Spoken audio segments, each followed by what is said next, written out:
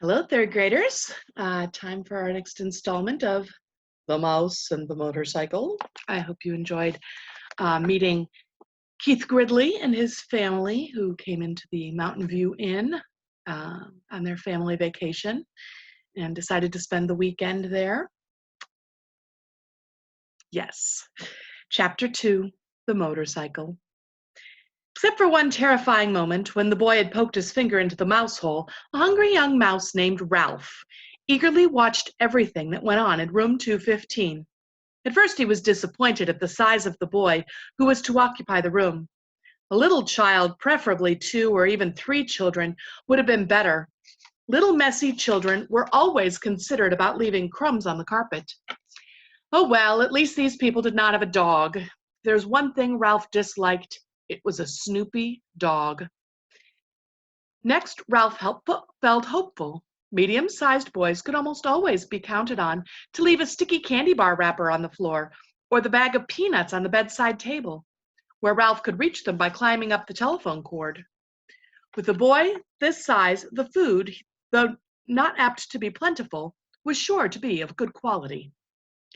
The third emotion felt by Ralph was joy when the boy laid the apple core by the telephone. This was followed by despair when his mother dropped the core into the metal wastebasket. Ralph knew that anything at the bottom of a metal wastebasket was lost to a mouse forever.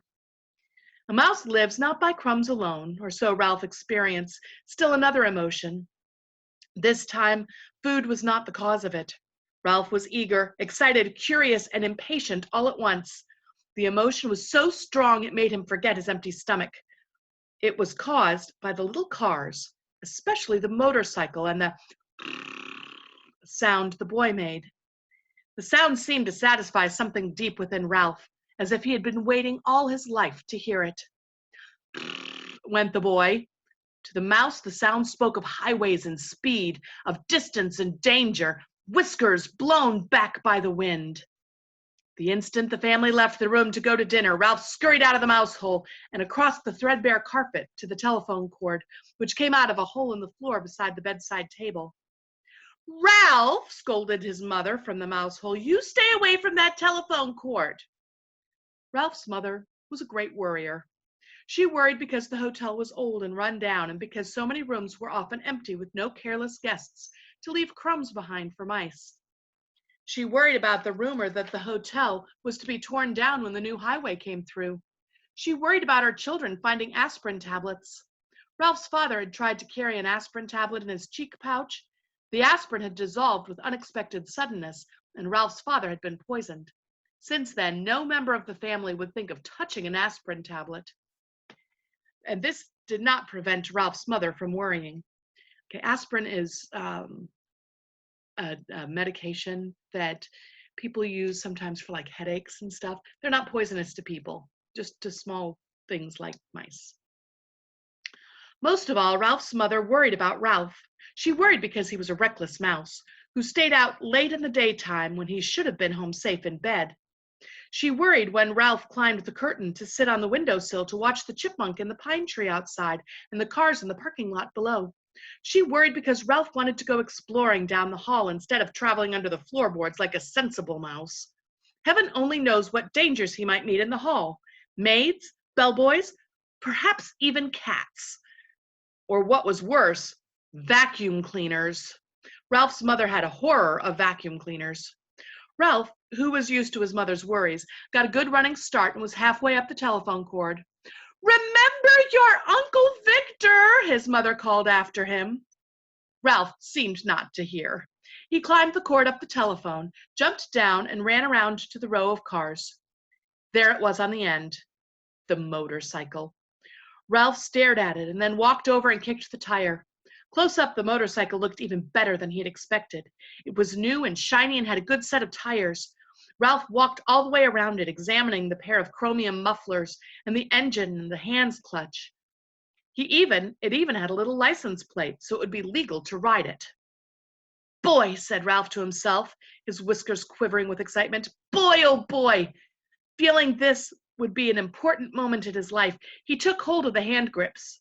They felt good and solid beneath his paws. Yes, this motorcycle was a good machine, all right. He could tell by the feel. Ralph threw a leg over the motorcycle and sat jauntily on the plastic seat. He even bounced up and down. The seat was curved and just right to fit a mouse. But how to start the motorcycle? Excuse me, I'm going to have a cup of tea. I know my cup says cocoa, but it's tea. But how to start the motorcycle? Ralph did not know, and even if he did know how to start it, he could not do much riding up here on the bedside table.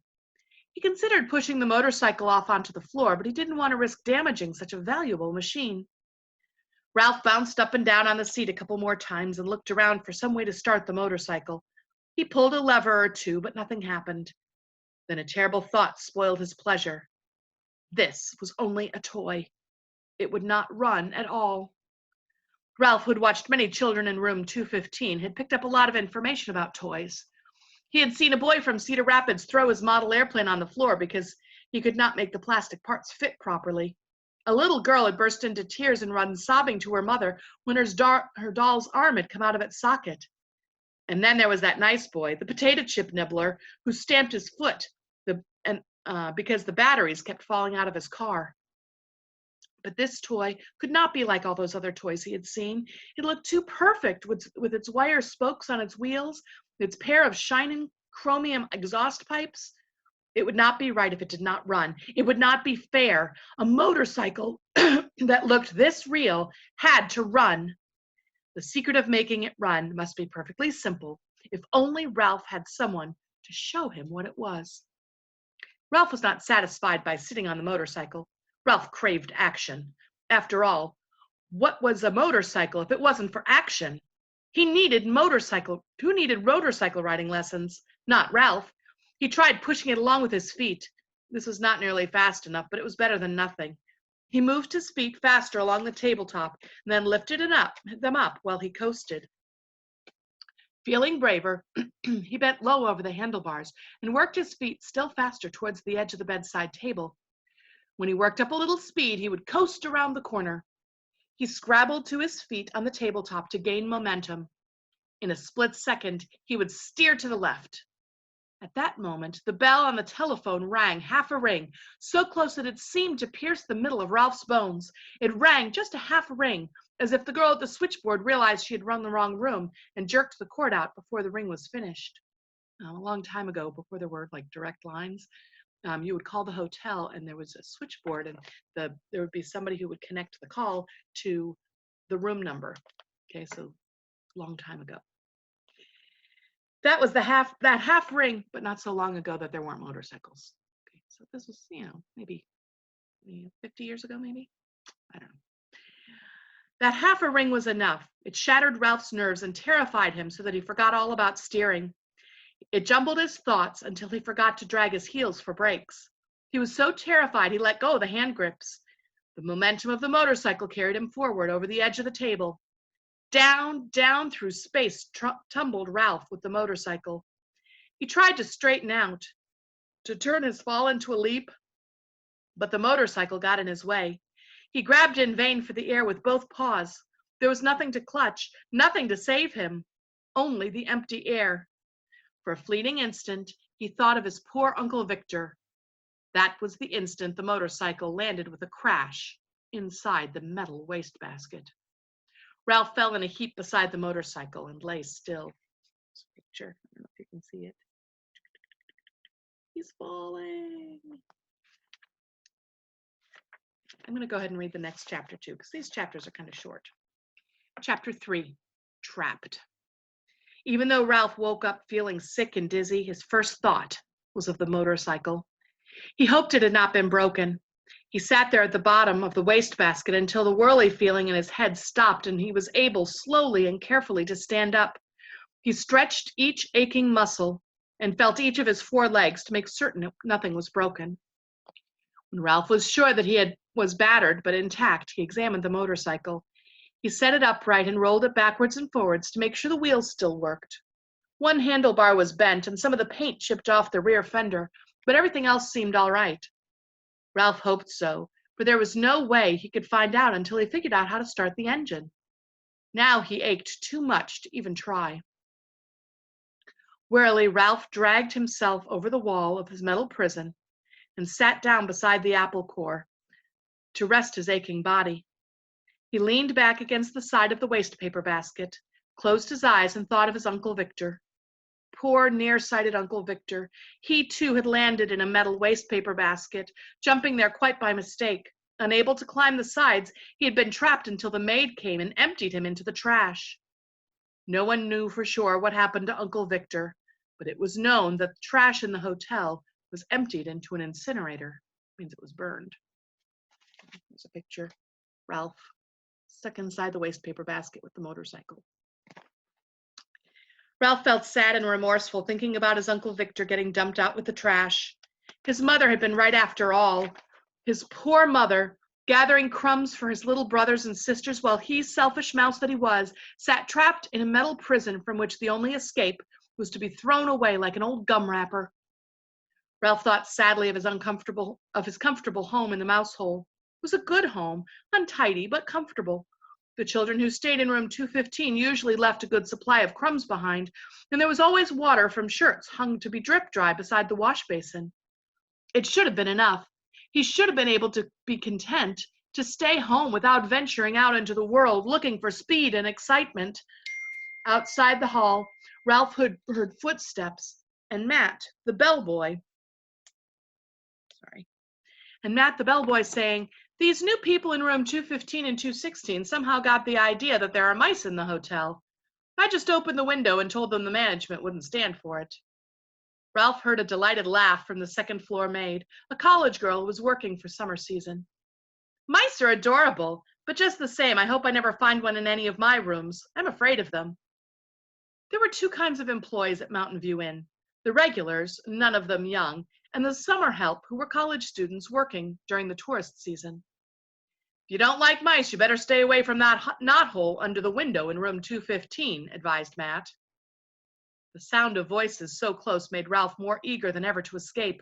"No!" he shouted, his voice echoing in the metal chamber. "I won't have it! I'm too young to be dumped out with the trash!" In spite of his aches, he jumped to his feet and ran across the wastebasket floor and leaped against the wall, only to fall back in a sorry heap. He rose, backed off, and tried again. There he was on the floor of the wastebasket a second time. It was useless, utterly useless. He did not have the strength to tip over the wastebasket. Ralph was not a mouse to give up easily. He considered his problem a moment, and then he rolled his motorcycle over to the wall of the wastebasket. Then he seized the apple core by the stem and dragged it over to the motorcycle. By putting his shoulder under the stem end, he managed to raise the core up till it was standing on its blossom end.